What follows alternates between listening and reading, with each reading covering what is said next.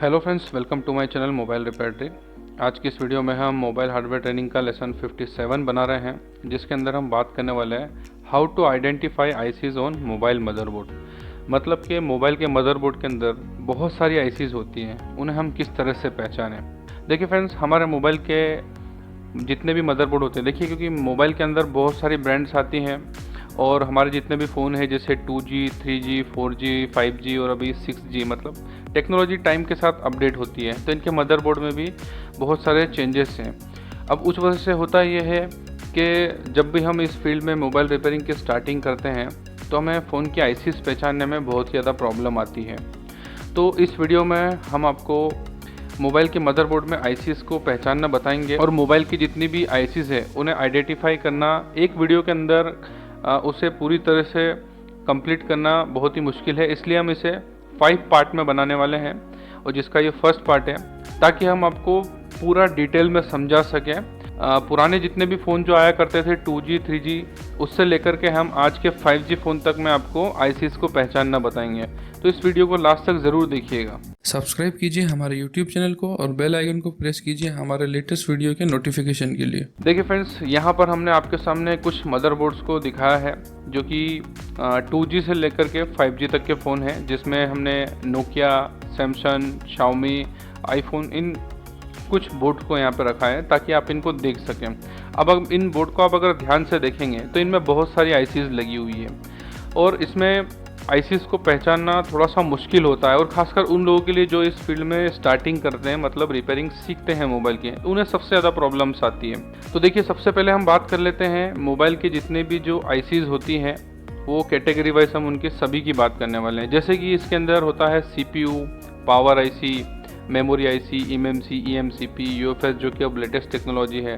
उसके अलावा network IC, baseband, wireless bluetooth IC, light IC, ringer IC, audio IC, charging IC, graphic IC, DC to DC IC, OVP, over voltage protection, इस तरह की बहुत सारी ICs होती है। इसके अलावा और भी छोटी मोटी आईसीज बहुत सारी होती हैं जिन्हें हम एक ही उसमें कवर नहीं कर सकते, लेकिन जो मेन आईसीज होती हैं उन्हें हम इसमें पूरा कवर करने वाले हैं। और जो हमारा ये मोबाइल के मदरबोर्ड को आईसी उनको आइडेंटिफाई करने का जो फर्स्ट पार्ट है, इसके अंदर हम बात करने वाले हैं सबसे पहले CPU के ऊपर।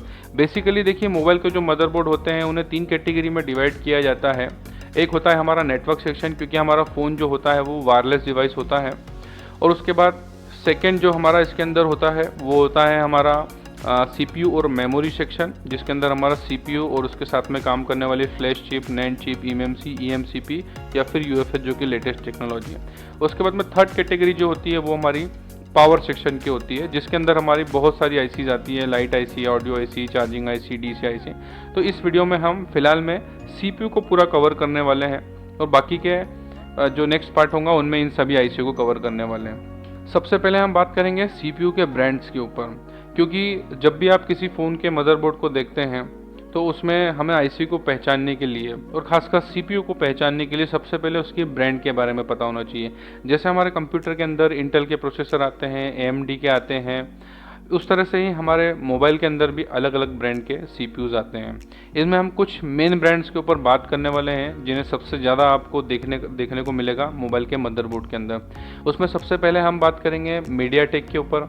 आप देख सकते हैं यहाँ पर हमने सभी लगभग सभी कंपनियों के नाम लिखे हैं। इसके अलावा कुछ चाइनीज़ या कुछ अदर ब्रांड हैं, उनको हमने कवर नहीं किया, लेकिन मेनली जितने भी जो हमें CPU देखने को मिलेंगे मदरबोर्ड में मोबाइल के, वो सभी हमने यहाँ पर उसका नाम जो है लिखा हुआ है। जैसे कि MediaTek, Spectrum, Qualcomm, Snapdragon, Samsung, Exynos, Apple, Intel, HiSilicon, Broadcom, Coolsand, RDA, MStar, Allwinner. देखिए, ये जो Coolsand, RDA, MStar, Allwinner है, ये पहले के जो चाइनीज़ फ़ोन कीपैड वाला आया करते थे, मोस्टली आपको उसमें देखने को मिलते थे और कुछ टच वाले फ़ोन में भी आते थे। लेकिन अभी की टेक्नोलॉजी की अगर हम बात करें तो सबसे ज़्यादा आपको क्वालकॉम, स्नैपड्रैगन, स्पेक्ट्रम, मीडियाटेक और सैमसंग के एक्जीनोस, क्योंकि सैमसंग के फ़ोन भी सबसे ज़्यादा आते हैं। सैमसंग खुद का ही प्रोसेसर यूज़ करता है ज़्यादातर, अब फ़ोन में वो एक्जीनोस प्रोसेसर जो उसको खुद का है उसी को यूज़ करता है। ऐसे ही जो एप्पल के फ़ोन होते हैं उनके अंदर एप्पल का ही CPU यूज़ किया जाता है। हाई सिलिकॉन जैसे कि हमारे हुवाई, हॉनर वगैरह के फ़ोन में आते हैं, और कुछ शुरुआत के सैमसंग में और बाकी ब्रांड में भी हमें ब्रॉडकॉम जैसा देखने को मिलता था। तो सबसे पहले हम इन सभी CPU के ओरिजिनल इमेजेस को देखेंगे, उसके बाद में हम PCB में भी इन्हें आपको देखना बताएंगे और किस तरह से हम पहचान सकते हैं उसके बारे में भी आपको बताएंगे। जैसे कि देखिए यहाँ पर मीडियाटेक का CPU आपको देखने को मिल रहा है और मीडियाटेक में भी इसके अलग अलग टाइम के साथ अपग्रेड होने के बाद अपडेट हुए, जैसे कि आप देख सकते हैं MT6735। ये प्रोसेसर का नंबर होता है, जैसे हमारा इंटेल 3, फिर इंटेल 4, फिर 4 कोर 2 ड्यूल, उसके बाद में i3 i5, इस तरह से इनके अंदर भी जनरेशन आती है। आप देख सकते हैं यहाँ पर ये मीडियाटेक का जैसे लिखा हुआ है तो 6735, 6758, 67877, इस तरह से बहुत सारे इनके अंदर भी वेरिएंट आते हैं। जैसे कि अभी मीडियाटेक के अंदर हेलियो की जो सीरीज़ आई है तो उसमें X20, X30 इस तरह से हमारे प्रोसेसर्स आ रहे हैं। उसके बाद में देखिए स्प्रेट्रम तो वैसे कम ही आता है, अब पहले की कुछ चाइनीज़ फ़ोन में आता था, अभी भी कुछ फ़ोन में ये आ रहा है, लेकिन स्प्रेट्रम हमें कम ही देखने को मिलता है। उसके बाद में जैसा कि अभी हमने आपको सैमसंग के एक्जीनोस सीरीज़ के बारे में बताया था, तो इसके अंदर भी देखिए ये प्रोसेसर नंबर के हिसाब से आते हैं। तो इस तरह से सैमसंग ने अपना खुद का जो है प्रोसेसर बना करके फ़ोन में इसे यूज़ करना जो है शुरू कर दिया। ज़्यादातर अब सैमसंग के फ़ोन में वही आ रहे हैं। उसके बाद में स्नैपड्रैगन जो कि क्वालकॉम सीरीज़ में होता है और इसमें भी अलग अलग इनके नंबर्स होते हैं, जैसे कि 8935, 8987, 8582, इस तरह से इसके अंदर भी जो है सीरीज़ के अंदर प्रोसेसर आते हैं और टाइम के साथ अपग्रेड होते जाते हैं इनके फीचर। जैसे इंटेल के अंदर जब डुअल कोर प्रोसेसर आया था, फिर कोर 2 ड्यूल आया, तो इस तरह से इनके अंदर भी अपग्रेड होता रहता है। इसके बाद में देखिए ये हाई सिलिकॉन, और यहाँ पर आप देख सकते हैं एप्पल की इसके ऊपर लोगो भी लगा हुआ है, A5, A9, इस तरह से एप्पल के प्रोसेसर आते हैं। ये हमारा ब्रॉडकॉम का है, आप इसकी सीरीज़ देख सकते हैं 4389। ये देखिए ब्रॉडकॉम का लेटेस्ट जो है 23550। वैसे ब्रॉडकॉम के प्रोसेसर फ़ोन में कम ही आते हैं। ये देखिए उसकी एक और सीरीज़ है जैसे 980 जो है। उसके बाद में देखिए कूलसेंट जो चाइना के कुछ फ़ोन में, कीपैड फ़ोन में, टच फ़ोन में आया करते थे, RDA। कूलसेंट और RDA लगभग एक ही सीरीज़ है, जैसे स्नैपड्रैगन क्वालकॉम होता है वैसे ही। और यहाँ पर आप देख सकते हैं ऑल विनर, एक ये प्रोसेसर जो है ज़्यादातर आपको चाइनीज़ टैबलेट के अंदर देखने को मिलेगा। अब देखिए हम इन्हें मदरबोर्ड के अंदर देखेंगे। देखिए सबसे पहले किसी भी फ़ोन के अंदर अगर CPU को पहचानना हो तो ये बहुत ही आसान होता है। हमने आपको इनके ब्रांड के बारे में बता दिया कि इतने ब्रांड के अंदर आते हैं ये, और इन्हें पहचानना CPU को पहचानना सबसे आसान इसलिए होता है क्योंकि हमेशा CPU साइज़ में बड़ा होता है। जितने भी हमारे फ़ोन आते हैं, चाहे वो किसी भी ब्रांड का हो, वो नोकिया का हो, सैमसंग का हो, शाओमी का हो, किसी भी कंपनी का हो, CPU हमेशा साइज़ में सबसे ज़्यादा बड़ा होता है। इसे पहचानना बहुत ही आसान होता है और ज़्यादातर आपको ये स्क्वायर साइज़ में ही मिलेगा, रेक्टेंगल में कम मिलता है। लेकिन अभी कुछ हैंडसेट के अंदर ही रेक्टेंगल में भी आने लग गया, लेकिन पुराने जितने भी फ़ोन आते थे उसमें ज़्यादातर CPU हमेशा साइज़ में बड़ा होने के साथ साथ स्क्वायर साइज़ में ही देखने को मिलता था। अभी तो देखिए ये रेक्टेंगल में भी आने लगा है, लेकिन पहले के फ़ोन में ज़्यादातर 90% तक ये स्क्वायर में ही आता था और साइज़ में सबसे ज़्यादा बड़ा होता था। आपको दिखाने के लिए हमने यहाँ पर जैसे नोकिया का PCB दिखाया हुआ है, नोकिया 3310 का। आप देखेंगे तो यहाँ पर सबसे बड़ा साइज़ में जो है वो यहाँ पर CPU है। और देखिए CPU के साथ में हमेशा आपको स्टोरेज जो है उसके साथ में ही देखने को मिलेगा। जैसे कि आप यहाँ पर देख सकते हैं नोकिया 3310 का जो फ़ोन है तो इसके अंदर यहाँ पर फ्लैश और रोम, मतलब रैम और रोम दोनों ही साथ में लगा हुआ है। तो CPU के साथ में हमेशा मेमोरी IC लगा होता है। अभी के फ़ोन के अंदर eMMC, eMCP और UFS चिप आ गया है, वो भी साथ में ही लगा होता है। हम अभी आगे आपको उसकी भी इमेजेस दिखाने वाले हैं। तो CPU का जैसे कि मैंने बताया, इसे पहचानने में सबसे आसानी इसलिए होती है क्योंकि साइज़ में सबसे बड़ा होता है। मेमोरी IC हमेशा इसके साथ में ही लगी होती है, चाहे वो पुराने फ़ोन की फ्लैश ICयाँ हो, नैंड चिप हो, या फिर अभी के फ़ोन की eMMC, eMCP या फिर UFS चिप हो। हमेशा ये हमें CPU के साथ में ही देखने को मिलेंगी।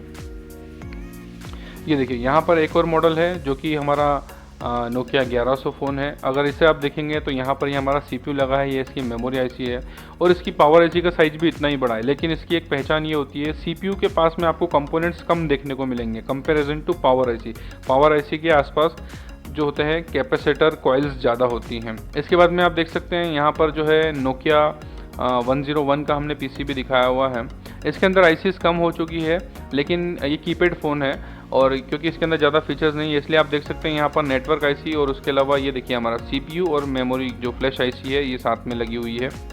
और देखिए यहाँ पर ये नोकिया का 6233 का पीसीबी है। इसमें भी अगर आप देखेंगे तो यहाँ पर जो हमारा प्रोसेसर है वो अलग ही पहचान में आ जाता है, क्योंकि साइज में सबसे ज़्यादा बड़ा है। इसके बाद में देखिए ये नोकिया का X200 जो स्लाइडर फ़ोन हुआ करता था उसका यहाँ पर आप पीसीबी देख रहे हैं। तो यहाँ पर जो सबसे बड़ी आईसी लगी है ये हमारा CPU है। ये कॉम्बो आता है, इसके अंदर जो हमारा CPU आता था कॉम्बो आता था। जैसे अभी के फ़ोन के अंदर CPU प्लस रैम जो आता है, जैसे अगर हम बात करें तो जो Redmi Note 3 आता है उसके अंदर CPU और रैम जो है वो कॉम्बो में आती है। वैसे इस नोकिया के फ़ोन के अंदर CPU और मेमोरी आईसी दोनों ही कंबाइन आती है। इस वजह से हमें यहाँ पर सिर्फ जो है CPU के साथ में पावर आईसी देखने को मिल रही है।